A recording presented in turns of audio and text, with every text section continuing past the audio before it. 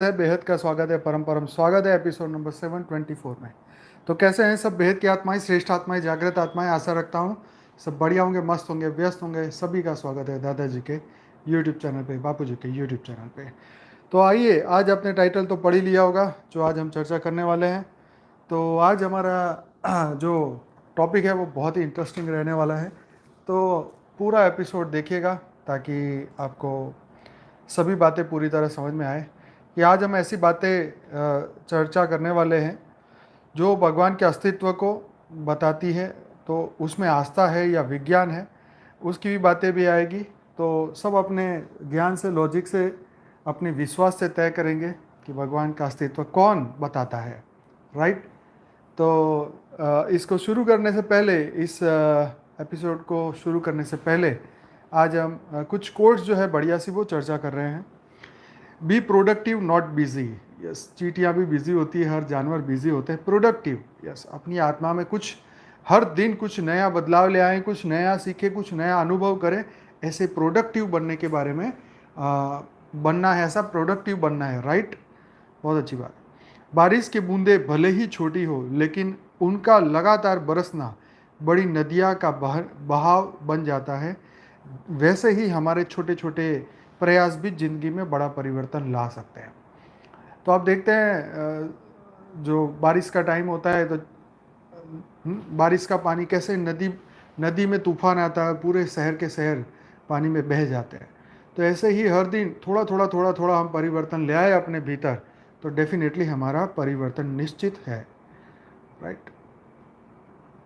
विश्वास का उत्तम उदाहरण है, अर्थात अर्जुन ने 10 लाख सेना का त्याग करके श्री कृष्ण को चुना, 18 अक्षणीय सेना को छोड़ के कृष्ण को चुना। तो विश्वास का सबसे उत्तम उदाहरण तो यही है। राइट। तो करोड़ों लोगों के बीच में, हाँ, बापूजी पे विश्वास करना, उसके पीछे उनके ज्ञान पे विश्वास करना, अपने आप पे विश्वास करना कि मैं कौन हूँ, तो ये विश्वास का उत्तम उदाहरण है कि हम किसको चुनते हैं अपने जीवन में। राइट। जिंदगी में आने वाले सारे तूफान राह नहीं भटकाते हैं। कई बार कुछ तूफान हमें अपनी सही मुकाम तक भी ले जाते हैं। तो ये बात सही है, जो होता है अच्छे के लिए होता है, तो ये अच्छे अप्रोच के लिए है। राइट। तो कुछ अनहोनी में भी कुछ अच्छा हो सकता है। तो जीवन में मैंने देखा कि हमारा जब पहले लाइफ आफ्टर डेथ का वीडियो हम एडवर्टाइज़ करते थे उसको, तो बहुत सारे लोगों को, मतलब जिनके घरों में डेथ होती थी, या वो लोग उसको सर्च करते थे, या जैसे ही उसको देखना शुरू करते थे तो उनकी जर्नी ज्ञान से शुरू होती थी। तो इसलिए भगवान भी गीता में कहा ना, जो जो मेरा है उसका मैं सब कुछ ले लेता हूँ। तो जब जीवन में इस तरीके के कुछ झटके लगते हैं मनुष्य को, तब उसकी जर्नी स्पिरिचुअल लाइफ में शुरू होती है। तो स्पिरिचुअल अध्यात्म में शुरू होती है। तो इसीलिए ये बात बहुत अच्छी तरीके से लिखी कि कुछ बार कई बार कुछ तूफान हमें अपनी सही मुकाम तक भी ले जाते हैं। न जाने किस बात पे इंसान को नाज है, जो आखिरी सफ़र का भी दूसरों का मोहताज है। बहुत बेहतरीन लाइन है। न जाने किस बात पे इंसान को नाज है, जो आखिरी सफ़र का भी दूसरों का मोहताज है। सही लिखा भाई, आखिरी सफ़र भी कोई और ही कराता है, शरीर का आखिरी सफ़र। यस। गीता ज्ञान का पहला पाठ अशरीरी आत्मा बनो, और अंतिम पाठ नष्टो मोहा स्मृति स्मृति स्वरूप बनो। तो पहला पाठ है विधि और अंतिम पाठ है विधि से सिद्धि। कितनी मस्त बात है। इसको दोबारा रिपीट करूँगा। गीता का पहला पाठ है अशरीरी आत्मा बनो, अंतिम पाठ है नष्टो मोहा स्मृति स्वरूप बनो। तो पहला पाठ है विधि और अंतिम पाठ है विधि से सिद्धि। ये बहुत मस्त लाइन है। तो बापूजी हमेशा अपने वीडियोस में आत्मस्वरूप की बात करते हैं, गीता ज्ञान की बात करते हैं। आगे है, अनुभूति के रस में डूबकर मनोभाव जब स्थिर हो जाता है, अनुभूति के रस में डूबकर मनोभाव जब स्थिर हो जाता है, तब भव सागर में विचारों की वेगवान अनंत लहरें भी रोक नहीं पाती मिलन से। तब भव सागर में विचारों की वेगवान अनंत लहरें भी रोक नहीं पाती मिलन से। कल्पना को कवि से, प्रेमी को प्रियतम से, आत्मा को परमात्मा से, बिंब को प्रतिबिंब से। बहुत ही सुपर्ब लिखा है कि भाई तुम्हारे अंदर वो परमात्मा के प्रति अनंत प्रेम अगर जागृत हो जाता है तो उनसे मिलना तो इम्पॉसिबल है, मतलब पॉसिबल है, इम्पॉसिबल कुछ नहीं है। तो इस तरीके का भाव तुम्हारा बने, तो अनुभूति के रस में डूबकर मनोभाव जब स्थिर हो जाता है, तो जब मन स्थिर हो जाता है तब भव सागर में विचारों की वेगवान अनंत लहरें भी रोक नहीं पाती मिलन से। किसके मिलन से? कल्पना को कवि से, प्रेमी को प्रियतम से, आत्मा को परमात्मा से, बिंब को प्रतिबिंब से। बहुत बहुत ही बढ़िया। भीड़ के पीछे चलने से लाख गुना बेहतर है कि समग्र सृष्टि के रचयिता के पीछे चला जाए। क्या मस्त बात है। भीड़ के पीछे चलने से लाख गुना बेहतर है कि समग्र सृष्टि के रचयिता के पीछे चला जाए। तो यहाँ भगवान कृष्ण को बताया, बहुत ही मस्त, बहुत ही मस्त। रख हौसले बुलंद, तेरी भी उड़ान होगी, देखेगी दुनिया सारी, तेरी भी एक दिन ऐसी पहचान होगी। हाँ, मस्त बात लिखी है। रख हौसले बुलंद, तेरी भी उड़ान होगी, देखेगी दुनिया सारी, तेरी भी एक दिन ऐसी पहचान होगी। ठीक है भाई, अपनी पहचान हम खुद ही कर ले वही बहुत है, दुनिया देखे ना देखे इससे कोई फर्क नहीं पड़ने वाला है। Yes yes yes. तो चलिए अब अपने मेन आर्टिकल की ओर चलते हैं। आज काफ़ी अच्छे कोर्स थे हमारे पास। अब भगवान का अस्तित्व जानते हैं, आस्था है या विज्ञान। तो आस्था और विज्ञान क्या क्या कहता है वो भी हम चर्चा करने वाले हैं।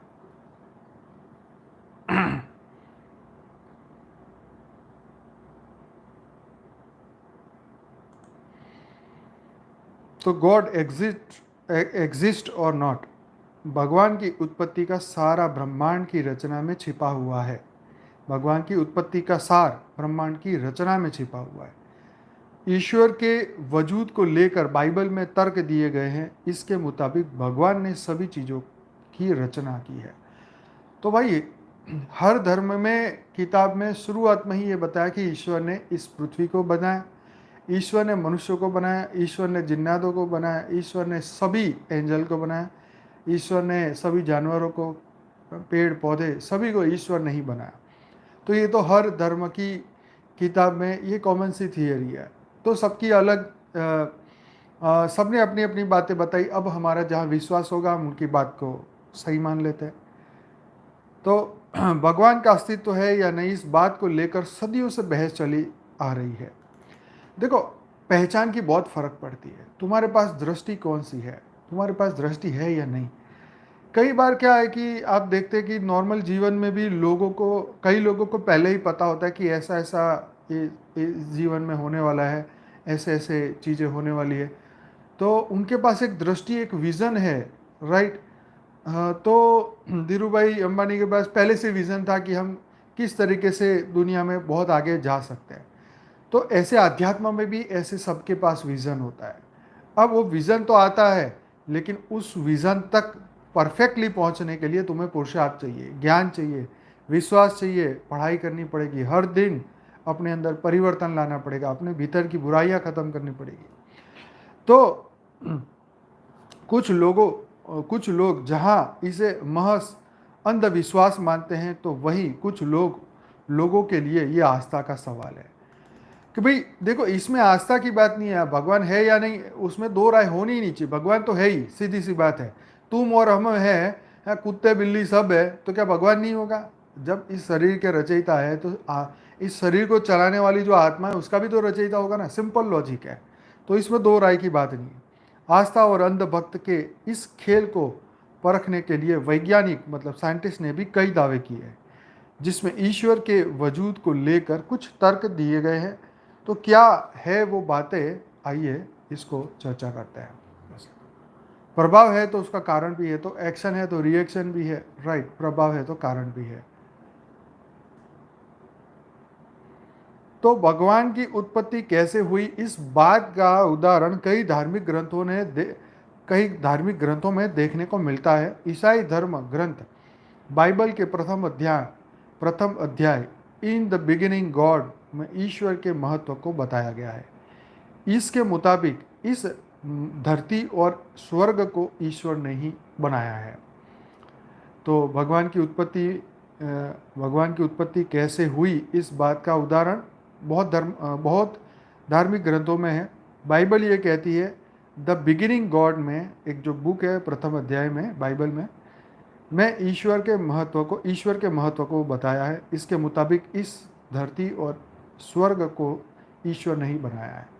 तो ऑब्वियसली एक कॉमन सेंस है कि ईश्वर के सिवाय और कौन बना सकता है? बिल्कुल ईश्वर ही बनाता है। जीवन और मृत्यु एक ही सिक्के के दो पहलू है। जिंदगी का मतलब है किसी नई चीज का विकास, वही मृत्यु का मतलब है सांसारिक चीजों का त्याग कर ईश्वर में लीन होना। आध्यात्मिक किताबों के अनुसार मरने के बाद व्यक्ति को स्वर्ग और नर्क की प्राप्ति होती है। यह व्यक्ति के कर्म पर आधारित होता है। इस बात की पुष्टि साल 2008 में हार्वर्ड के एक तंत्रिका वैज्ञानिक इबेन एलेक्जेंडर तृतीय ने किया। उनके दावे के अनुसार उनका ब्रेन डेट करीब एक सप्ताह तक कोमा में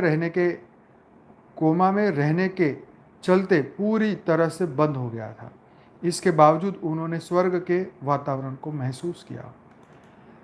तो देखो जी, जीवन और मृत्यु में ही इसका राज छुपा हुआ है कि मृत्यु कैसे होती है, उसके बाद जीवन कैसे होता है, कैसे रीबर्थ होता है, थियरी ऑफ कर्म कैसे काम करता है, ब्रह्मांड के नियम क्या है, क्यों इस तरीके के जीवन होता है, मृत्यु होता है, किस तरीके से मनुष्य को प्रोग्रामिंग किया गया, कैसे डीएनए सेट किया गया, कैसे जानवरों के डीएनए बनाए गए, कैसे ये पूरी सृष्टि चल रही है। तो इसके पीछे तो इतना ज़बरदस्त साइंस है कि रियल में साइंस वाले भी इस साइंस को नहीं जान सकते। इस आध्यात्म में डूबने के बाद हमें मौका मिलता है, समझ में आता है कि इस साइंस को समझा जाए। तो भाई ये डॉक्टर ने जब उनका एक सप्ताह तक कोमा में चले गए तब उन्होंने स्वर्ग का वातावरण महसूस किया। देखो ये बात बहुत इम्पोर्टेंट है कि मनुष्य अपने जीवन काल में कई ऐसी घटनाएं देखता है, महसूस करता है। जैसे यहाँ पे तो आ गया कि भाई कोमा में चला गया, तो आपने बहुत सारी स्टोरियाँ सुनी होगी कि व्यक्ति कोमा में जाता है तो कुछ नई बात जान के आता है या ऐसी ऐसी बातें।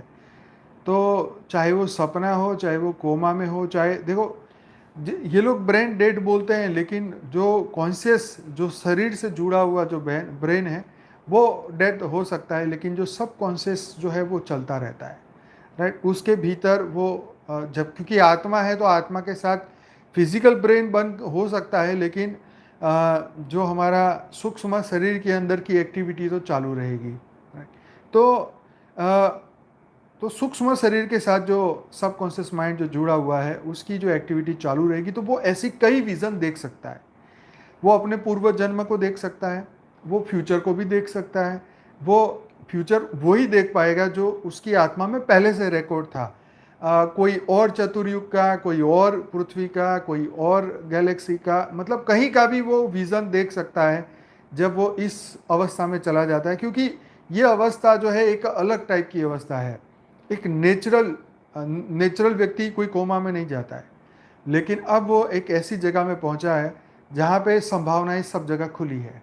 मान लीजिए आप सपने में जाते हैं, तो सपने में आपने बहुत सारी चीज़ें देखी होगी, अच्छी बुरी, ये वो सब कुछ देखा होगा। मैंने भी सपने में स्वर्ग देखा, रियल में मैंने सपने में स्वर्ग देखा है, तो मुझे आज भी उसकी फ़ोटो याद है। अब ये मेमोरी कहाँ से आई, इसके बारे में जो मैंने विज़न देखा था स्वर्ग का सपने में, वो विज़न मैंने कभी टीवी में, इंटरनेट पे या कहीं पर भी नहीं देखा, और शायद मैंने इमेजिन भी नहीं किया। पर कहीं ना कहीं आत्मा में वो रिकॉर्डिंग कोई भी जन्म की, कल्प की, कुछ ब्रह्मांडों की, या ऊपर की, या मल्टीवर्स की, या उससे भी ऊपर की, या कहीं की भी हो सकती है, लेकिन है तो मेमोरी इसके अंदर। हाँ जी। तो यस, वो स्वर्ग बहुत ही मस्त था। अब उसके ही ज़्यादा तो मेरे पास शब्द ही नहीं उसको चर्चा करने के लिए। तो ये तो अपनी अपनी क्या बोलते हैं कि अगर जिसको जो चीज़ पसंद है वो खाता है तो उसको कैसा स्वाद आता है वो तो कोई बता ही नहीं सकता है। सबका अपना अपना स्वाद है, राइट। तो ऐसे ही ये जो विज़न मैंने देखा था, ये तो सपने में देखा था। अब सपने की चीज़ को सच मान लेना ये भी गलत हो सकता है, और सपने की चीज़ को झूठ मान देना ये भी गलत हो सकता है। लेकिन यस, मुझे वो चीज़ बहुत बहुत टाइम से मैंने देखी, तो मुझे याद है, और अभी भी जब भी मैं आंखें बंद करूँ तो उसको, उस विज़न को मैं देख सकता हूँ, तो अच्छा लगता है ना। तो यस, स्वर्ग एक अवस्था है, राइट। अब हमने 5 दिन पहले एक हाईवे पे गाड़ी लेके जा रहे थे और बढ़िया आसपास चीज़ें देखी, वो चीज़ क्या थी? सोचो, आप 5 दिन पहले कहीं घूमने गए, सुबह 5 बजे या रात को 10 बजे या 11 बजे, आप घूम के आए, वो विज़न देखे, वो कहाँ है आज बताओ? वो कहीं ना कहीं तो अंदर तो रिकॉर्डेड हो ही रहा है। अंदर एक सुपर कंप्यूटर है, उसके अंदर हर चीज़ रिकॉर्ड होती जा रही है, होती जा रही है, होती जा रही है।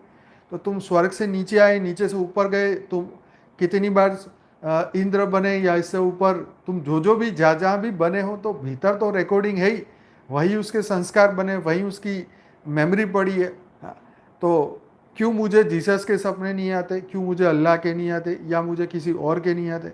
उसका भी रीज़न हो सकता है। मतलब बहुत सारे रीज़न है, कोई चीज़ आपको दिखती है या नहीं दिखती, बहुत सारे रीज़न है, उस पर हम नहीं पढ़ते। सबकी अपनी अपनी चॉइस, अपना ब्रेन, अपना दिमाग, अपना विश्वास, अपनी आस्था, अपनी खोज, अपनी सोच, सब कुछ अपना अपना है। तो जो जिसकी खोज जो जो जो ध्याय वही पाए। यस।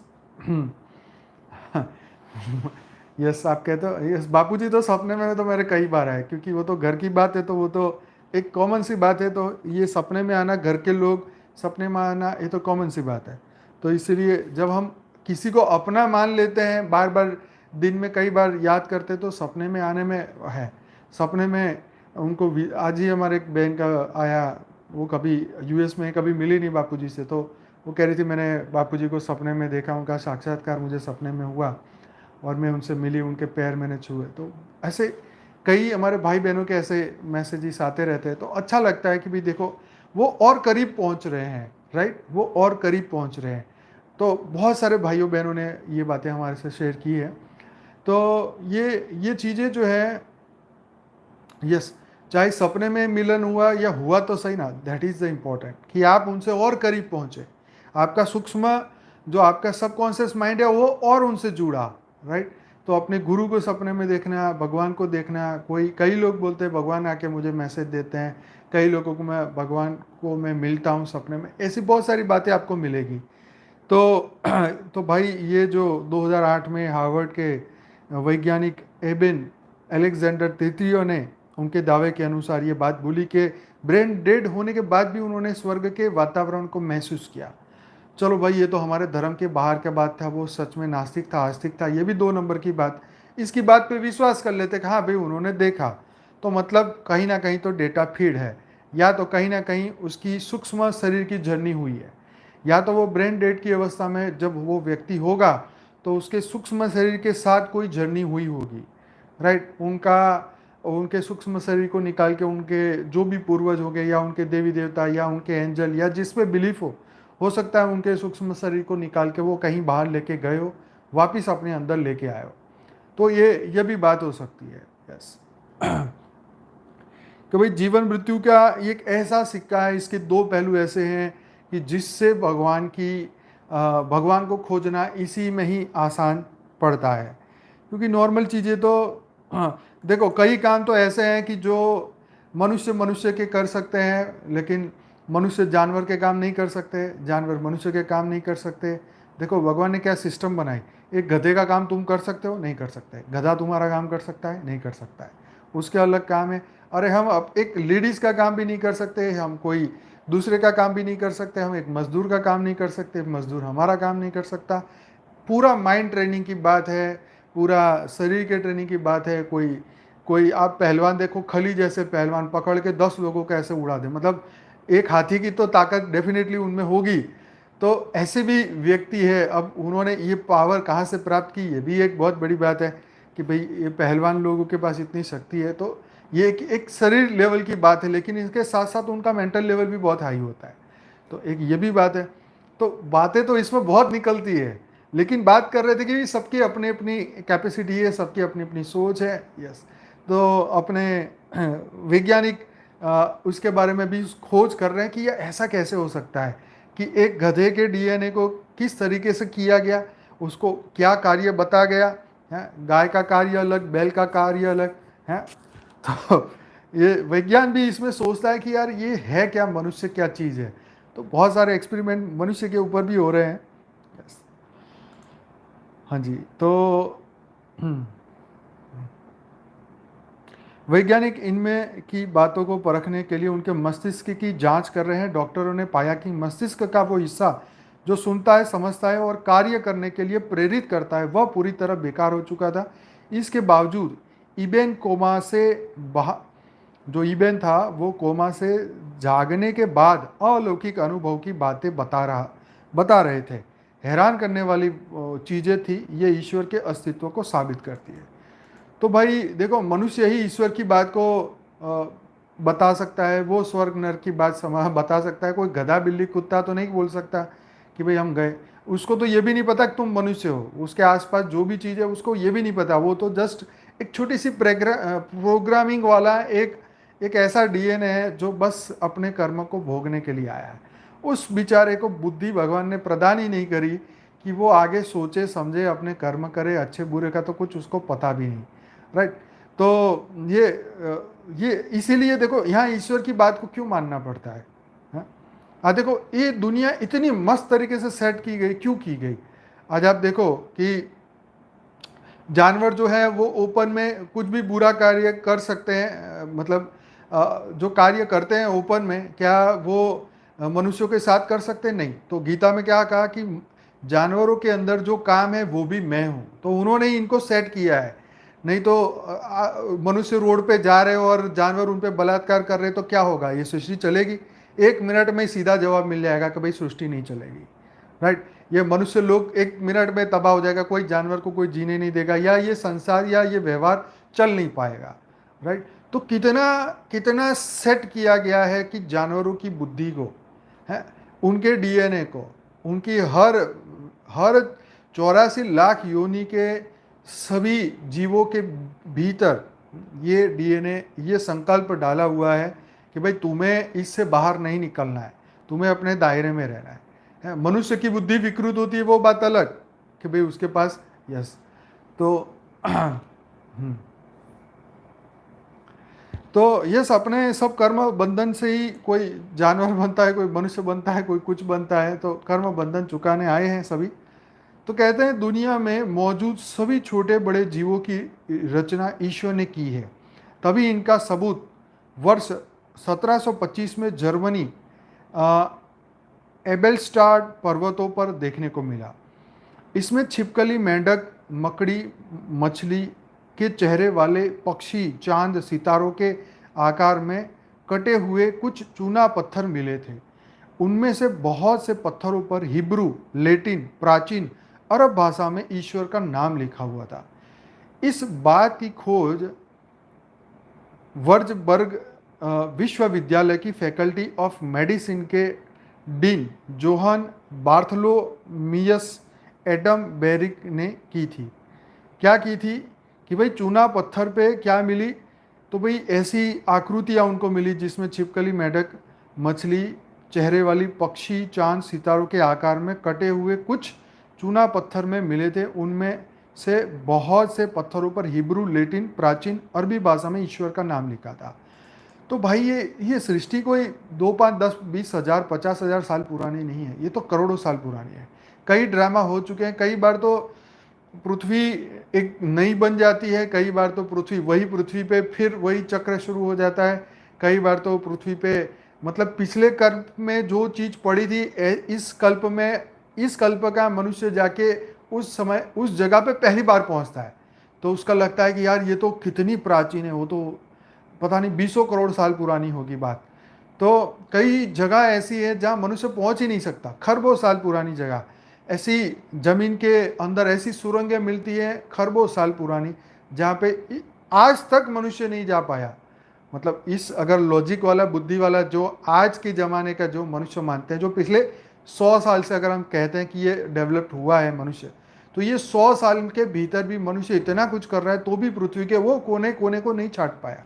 ना समुद्र के भीतर जा पाया, ना हवा में ऊपर जो कई लेयर में क्या चीज़ कहाँ सूक्ष्म जीव पाए जाते वो भी नहीं पाए, नहीं समझ में आया। और जमीन के तह में भी नहीं जा पाया। पृथ्वी के एंड तक, मतलब यहाँ से छेद करके वहाँ से छेद करके कभी कोई नहीं निकल पाया।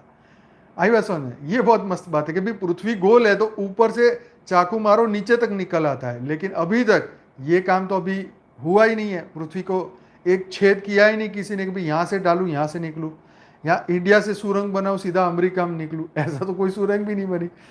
तो ये भी लॉजिक की बात है कि भाई ईश्वर की अस्तित्व है। तो आज का मनुष्य को डाउट है, पहले के मनुष्य को कोई डाउट नहीं था, उनके लिए ज्ञान पहले से अवेलेबल था। तो समय समय पे ईश्वर अपनी अस्तित्व को जानने के लिए मनुष्य को बुद्धि देता है, उसके साथ अपने बंदे भी भेजता है, ज्ञान भी भेजता है, सब कुछ भेजता है, राइट। जोहन के मुताबिक ईश्वर जिस स्वरूप में आकृतियां बनाना चाहता था उन्हें पहले पत्थर पर उकेरा गया है और उसके बाद उनमें जान डाली गई। ईश्वर के अस्तित्व को साबित करने के लिए इनमें से कई पत्थरों को नीदरलैंड के टेलर्स म्यूजियम और ऑक्सफोर्ड यूनिवर्सिटी के म्यूजियम में भी सहेज कर रखा है।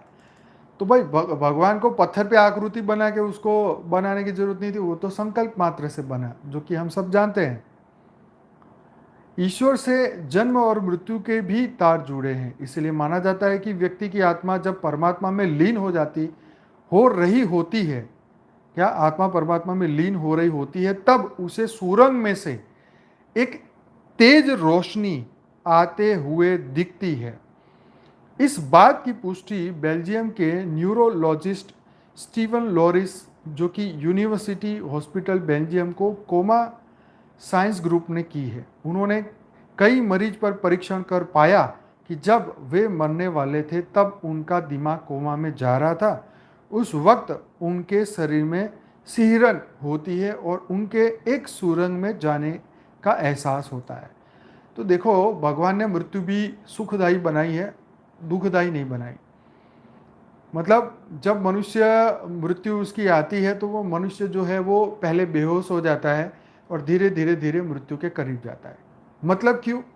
कि भाई उसको दुख दर्द ना हो शरीर छोड़ने के टाइम।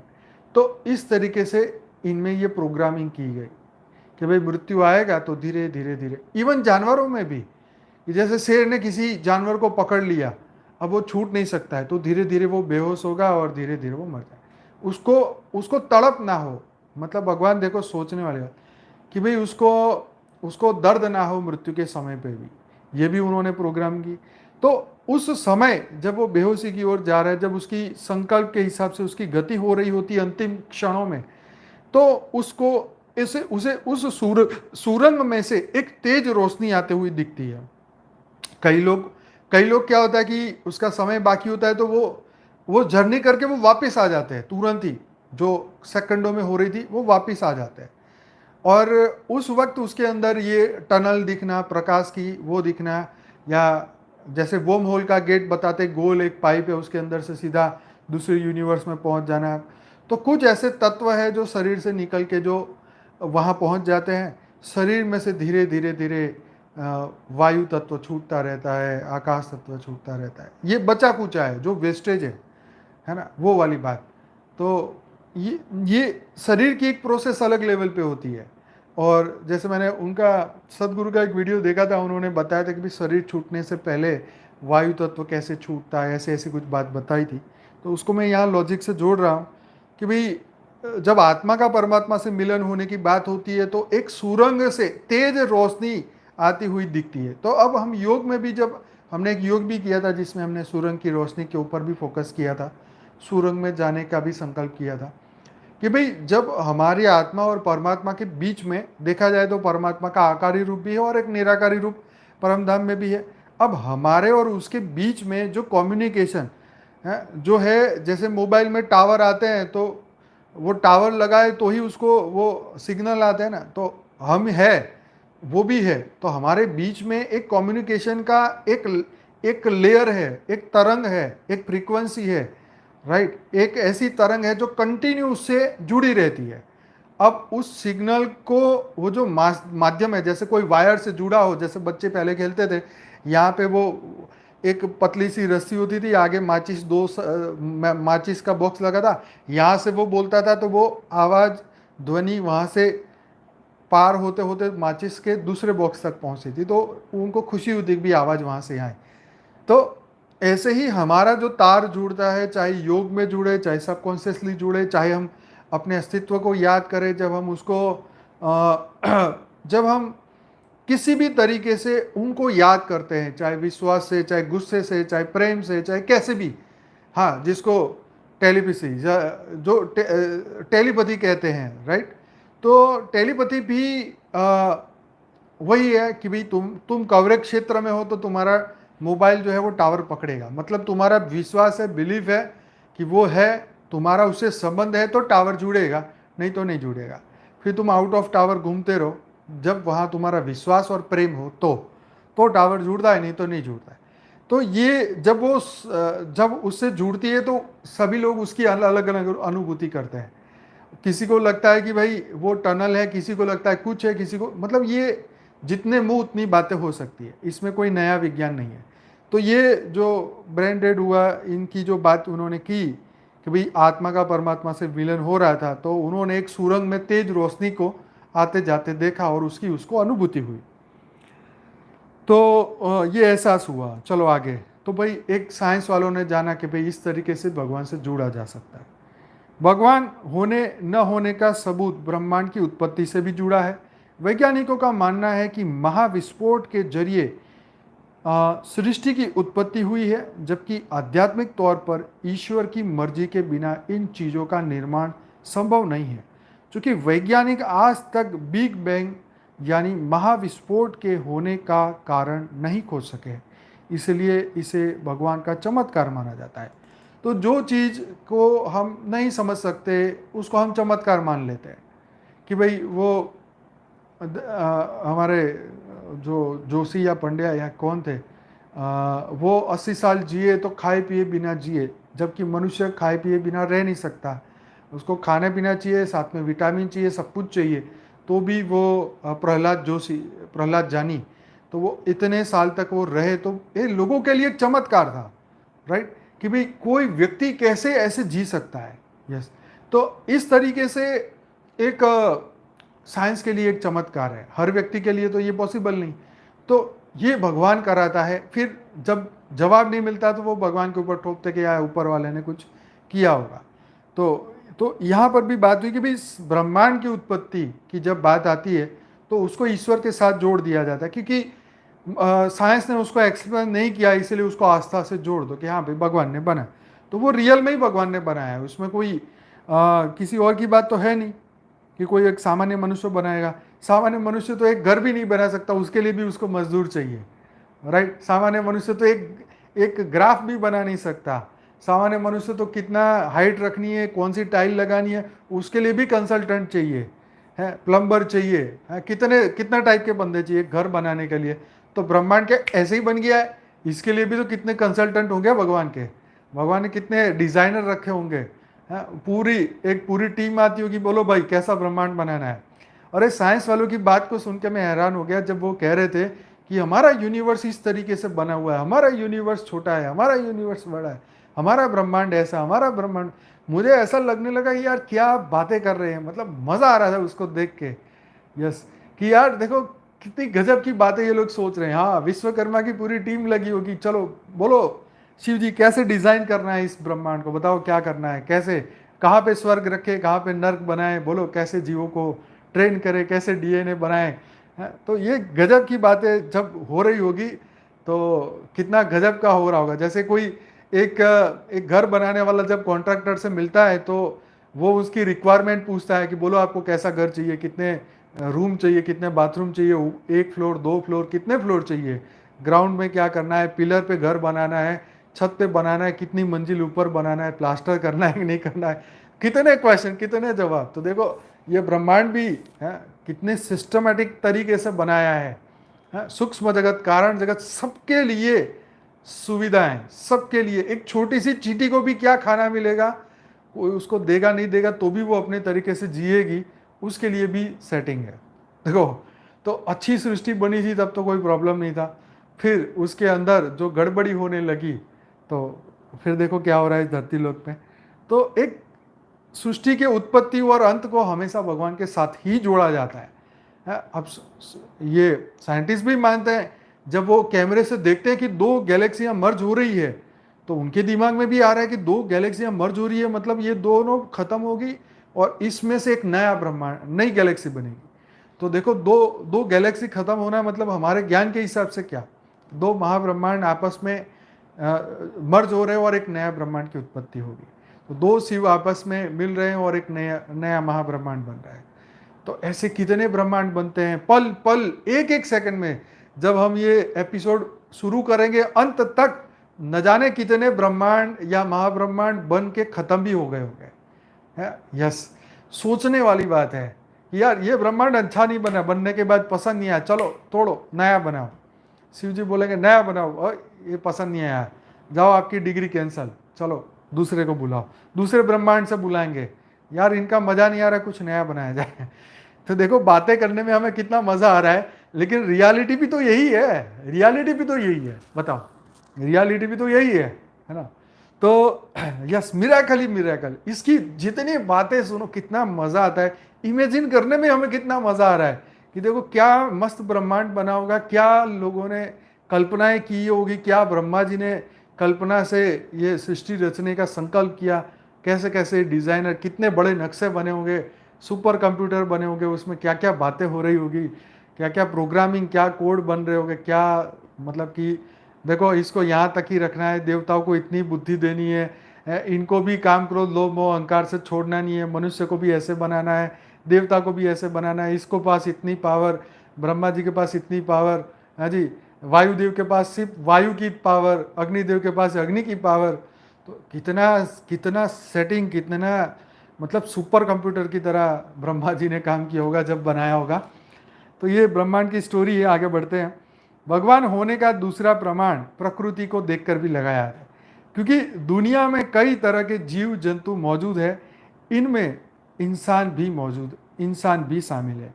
इन सबकी उत्पत्ति अचानक धरती पर कैसे हुई, इस बात का पता आज तक वैज्ञानिक नहीं कर पाए, इसलिए इसे ईश्वर की रचना मानी जाती है। ऑब्वियसली अब मनुष्य को तो अभी कोई लैब में पैदा नहीं कर सकते, ये तो जो नेचुरल तरीके से हो रहा है वहीं पे होगा। तो तब तक तो इसे भले इसकी कार्बन कॉपी बना दें, डुप्लीकेट बना दें, बाल में से खाल बना दें, बाल में से मनुष्य क्लोन कर ले, लेकिन आत्मा कहाँ से लाओगे भैया? एक शिप में से दूसरी शिप बना दी, चलो ये भी ठीक, अभी तक तो हमने ऐसा कोई देखा नहीं। तुमने सुअर का दिल निकाल के मनुष्य में डाल दिया, वो भी बेचारा मर गया। तो कहने का मकसद ये है कि तुम कुछ भी आगे पीछे करो, लेकिन ईश्वर ने जो कोड फिट किया है उस कोड को कैसे बदलें? कोड बदल जाए तो सब बदल जाए। वो कोड बदल सकते हैं तुम्हारे विचारों से, तुम्हारे संकल्प से। तुम चाहो अपने डीएनए को बदल सकते हो, तुम चाहो तो आज ही से पॉजिटिव रहने की ट्रेनिंग करो, पॉजिटिव बन जाओ। तुम आज ही नक्की कर लो कि मेरे को परमात्मा के समान बनना है, तो तुम बन सकते हो। तुम भगवान बनना चाहते हो, बन सकते हो, मनुष्य की कैपेसिटी है। तुम जानवर बनना चाहो तुम बन सकते हो, तुम्हारी वो भी कैपेसिटी है, क्योंकि तुम ब्रह्म समान हो। तो जो ब्रह्म कर सकता है वो तुम कर सकते हो। हाँ, ये फिजिकल लेवल पे तुम कहो कि अभी बैठ के ब्रह्मांड बनाओ, तो शायद ये विजिबल ब्रह्मांड तो ना बने, पर हमारे बना हुआ जो हमारे अंदर का जो दुनिया है उसको तो आप प्योर बना सकते हो, स्व परिवर्तन तो कर सकते हो, क्योंकि तुम इतनी बड़ी क्रिएशन कर सकते हो सूक्ष्म में। हाँ, हर दिन हर सोच को अगर तुम क्रिएट कर सकते हो, बुरी सोच को क्रिएट कर सकते हो, क्या उसको बदल के हम अच्छी सोच क्रिएट नहीं कर सकते? डेफिनेटली कर सकते हैं। सिर्फ उसके लिए आपको एक प्योर संकल्प की जरूरत है, आपको इंस्पिरेशन की जरूरत है कि हाँ मैं दुनिया बदलूंगा, हाँ मैं अपने आप को बदलूंगा, हाँ मैं पॉजिटिव बनने का संपूर्ण पुरुषार्थ करूंगा। क्यों पॉसिबल नहीं है? किसने आपको रोका है? कौन आपको रोकता है? कौन टोकता है? कोई नहीं, सिर्फ आपका मन। मन कहता है यार छोड़ना, थोड़े मजे कर लेते हैं। यही तो प्रॉब्लम है कि यही संकल्प, चल थोड़े मजे कर लेते, यही 400 करोड़ साल से चलता आया है। ये धरती का इतिहास है, ये मन का इतिहास है जो हर मनुष्य के साथ हो रहा है। सिर्फ मन का नहीं, सिर्फ मनुष्य का नहीं, जानवर का भी, देवताओं का भी, सबका यही प्रॉब्लम है। वो भी बोलते हैं अरे स्वर्ग है, अभी तो बहुत समय है, अभी तो भोग लो भोग लो, जब हमारा पावर खत्म होने वाला होगा तब तपस्या करेंगे। इंद्र भी सोचता अरे अभी तो कोई आ नहीं रहा है ना नया इंद्र, मैं बैठा हूँ, टेंशन क्यों? फिर कोई नया इंद्र आने की तैयारी करता है तो फिर उसका टेंशन शुरू। तो ऐसे ही ये धरती लोक में भी हमारा भी जो लिमिटेशन हमने खुद ने क्रिएट किया।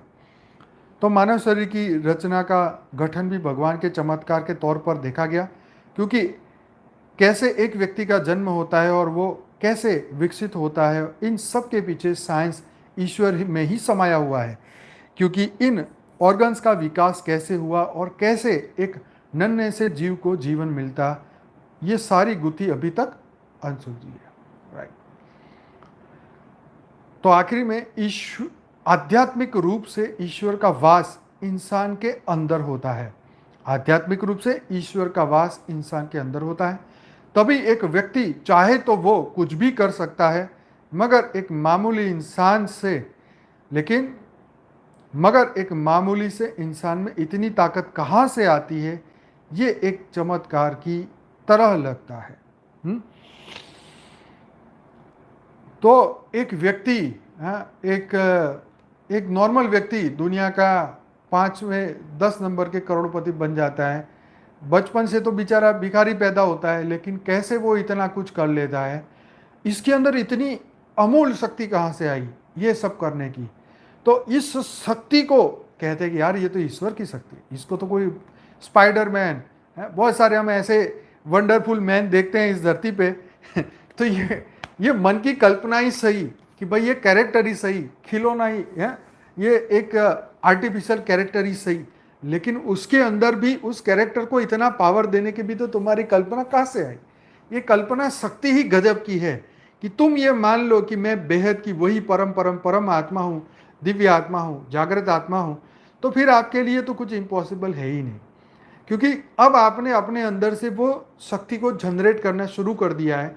आपने उस फैक्ट्री को चालू कर दिया है जो अनलिमिटेड पावर ले सकती है, अनलिमिटेड पावर बना सकती है, अनलिमिटेड पावर हर पल बना सकती है। और अगर तुमने अपने आप को कहीं जीव समझ लिया तो तुम कुत्ते, बिल्ली और चूहे से भी घटिया बन सकते हो। तुम्हारी सोच घटिया बन सकती है, तुम्हारे कर्म घटिया बन सकते हैं, और तुम्हारी सोच एक जानवर से भी गिरी हुई हो सकती है। पिक्चर में डायलॉग सुनते हो कि तुम ऐसे गिरे हुए इंसान कैसे बन सकते हो। तो भाई हमने जो सोचा अपने आप को, तो वो बनना ही है। जो तुम मान के चलोगे वो होना ही है। तुम शिव समझोगे तो शिव बनोगे, जीव समझोगे तो जीव बनोगे। ये सत्य लिखा है शास्त्र में कि आत्मा ही शिव है। मांडुक्य उपनिषद में लिखा है आत्मा ही शिव है। देखो इससे बढ़िया और क्या तुम्हें प्रूफ चाहिए। 7 सीक्रेट ऑफ शिवा जब हम चर्चा कर रहे थे तब हमें ये लाइन बापूजी से हम चर्चा कर रहे थे, तब हमें ये उपनिषद, ये पुराण का हमें ये लाइन नहीं मिली कि आत्मा ही शिव है। अगर वो उस दिन चर्चा हो जाती, शायद मेरे को ये नहीं पता था, तो कितना मजा आ जाता है कि भाई एक प्रूफ मिल जाता कि अनंत शिव की जब बात बापूजी करते हैं तो लोग पूछते हैं ये कौन से शिव लेके आ जाते हो, कहाँ से लेके आ जाते हो। भाई ये शास्त्रों की बात है, हम उसको गलत मानते हैं, इसलिए हमको लगता है कि यार ये झूठ है, लेकिन रियल में तो है ही ना। हमें नहीं दिखता इसका मतलब ये थोड़ी कि नहीं है। हमारी कैपेसिटी छोटी है इसलिए इसका मतलब ये थोड़ी कि कोई नहीं कर सकता। कोई तो है ही करने वाला।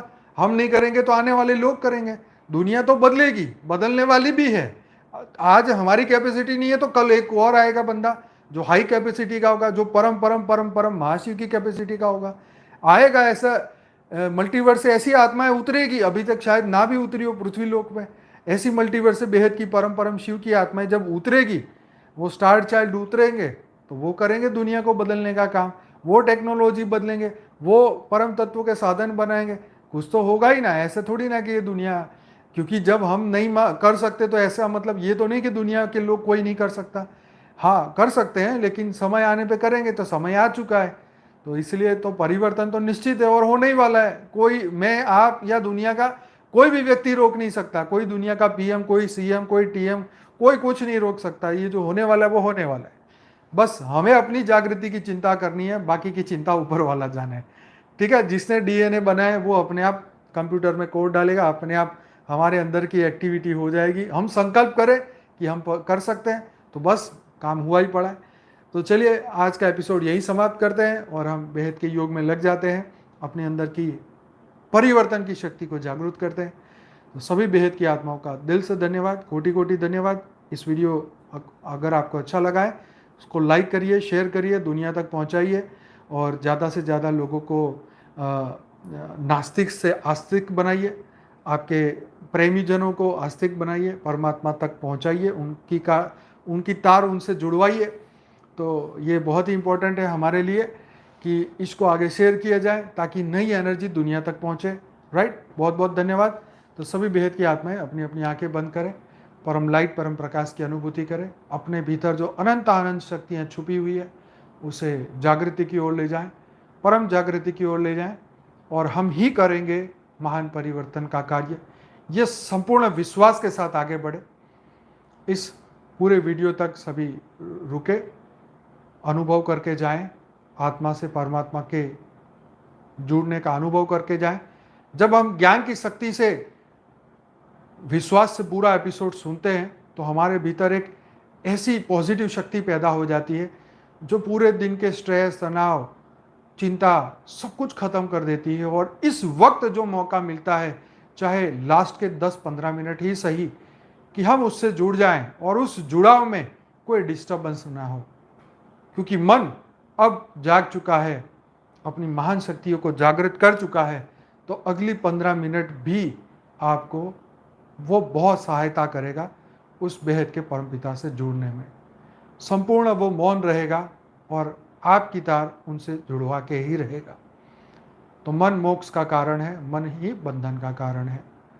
तो संपूर्ण अब हम जागृति की ओर पहुंच चुके हैं और हमारी आत्मा बेहद के सूर्य के भांति प्रकाशित हो चुकी है। अब हम सब बेहद के परमपिता से जुड़ चुके हैं, बेहद की कला के परम धाम से।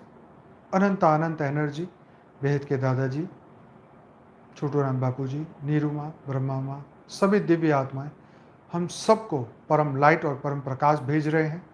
दिव्य एनर्जी हम सबको भेज रहे हैं, अनंत अनंत एनर्जी हम सबको भेज रहे हैं। हम उसको अपने अंदर, अपने भीतर उतार रहे हैं, अपनी आत्मा को चार्ज कर रहे हैं, अपने संपूर्ण ज्ञान को ख़त्म करते जा रहे हैं, परम लाइट परम प्रकाश को प्राप्त करते जा रहे हैं। संपूर्ण अनंत आनंद शक्ति को पूरे विश्व में फैलते हुए देख रहे हैं। पूरा विश्व बदलता हुआ दिख रहा है, पूरा ब्रह्मांड बदलता हुआ दिख रहा है, संपूर्ण एनर्जी बदलती हुई दिख रही है, दिव्य आत्माएं जागृत होती हुई हमें दिख रही है। परम परम एनर्जी हमारे भीतर नया बदलाव करती जा रही है। संपूर्ण हमारे कर्म बंधन, धरती लोक के जितने भी समय से हम यहाँ फंसे थे तब से लेके आज तक के सभी कर्म बंधन हल्के होते जा रहे हैं। हम सभी रोग और शोक से मुक्त होते जा रहे हैं। हमारा डीएनए एक्टिव हो चुका है, संपूर्ण शक्ति जागृत हो चुकी है, मन बुद्धि संस्कार बदल चुके हैं। हर पल परम शांति के वाइब्रेशन भीतर से संपूर्ण विश्व में पहुंच रहे हैं।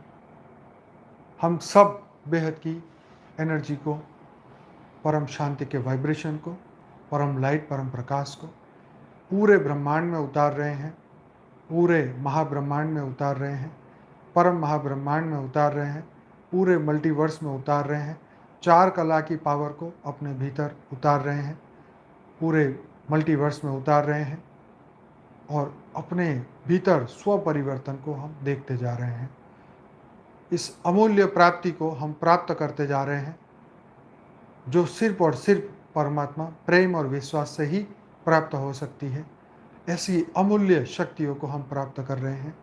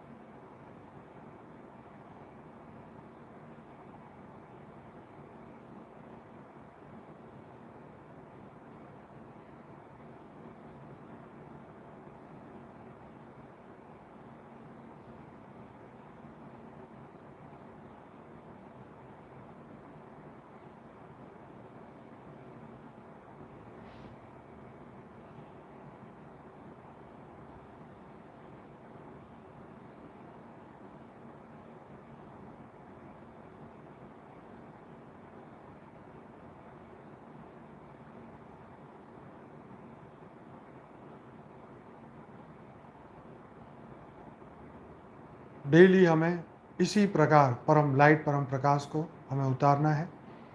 डेली लाइव मेडिटेशन 10 से 11 हमारा फिक्स टाइम है, जहाँ पे हम सब मिल के उस अनंत आनंद शक्तियों को धरती पे उतारते हैं, अपने भीतर उतारते हैं। सूक्ष्म शरीर, कारण शरीर, महाकारण शरीर, परम महाकारण शरीर को हम चार्ज करते हैं, अपनी आत्मा में परम प्रकाश से हमें भरपूर करते हैं, अपने अस्तित्व को और मजबूत करते हैं, पूरे अज्ञान को हम खत्म करते हैं। हर दिन इस अभ्यास को जारी रखें, हर दिन अपने भीतर उस परिवर्तन को जारी रखें, हर दिन उस परम प्रकाश को, परम लाइट को अपने भीतर उतारते रहें।